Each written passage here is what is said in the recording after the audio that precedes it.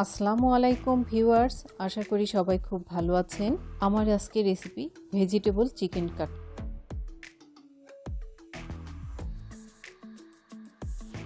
এবার একটি প্যানের মধ্যে আমি সামান্য পানি নিয়ে নিয়েছি, তার মধ্যে এক পিস চিকেন নিয়ে নিয়েছি বড় সাইজের।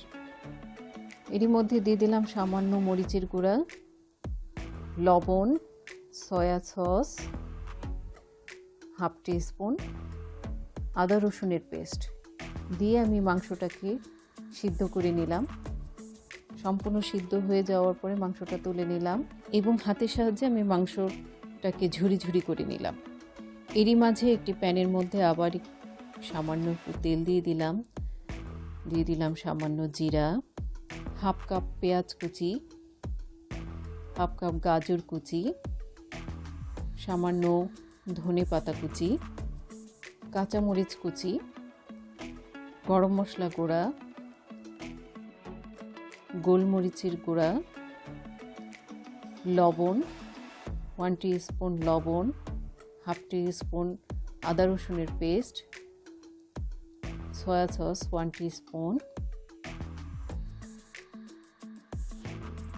সব কিছু একসাথে দিয়ে ভালোভাবে ভুনে নিলাম এবং এরই মধ্যে দিয়ে দিলাম সেই মাংসর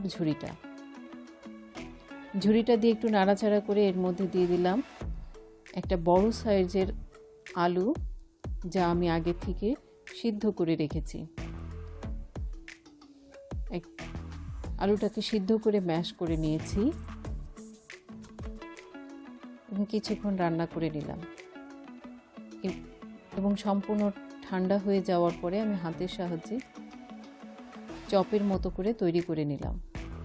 এরই মাঝে একটি বাটির মধ্যে আমি একটা ডিম নিয়ে নিলাম, তার মধ্যে দিলাম সামান্য লবণ, গোলমরিচের গুঁড়া, একটা কাঁটা চামচের সাহায্যে আমি মিশিয়ে নিলাম। আমি যে কাটলেটটা তৈরি করেছি সেটা ডিমের ব্যাটারের মধ্যে চুবিয়ে নিলাম, ব্রেড ক্রামের মধ্যে দিয়ে দিলাম এবং চারিপাশটা সুন্দরভাবে কভার করে নিলাম এবং একটা একটা করে চপগুলো আমি প্যানের মধ্যে দিয়ে দিলাম। এখানে আমি আগে থেকেই প্যানে তেল গরম করতে দিয়েছি এবং একটা পাশ সুন্দরভাবে ভাজা হয়ে গেলে আমি আর একটা পাশ উল্টে দিলাম।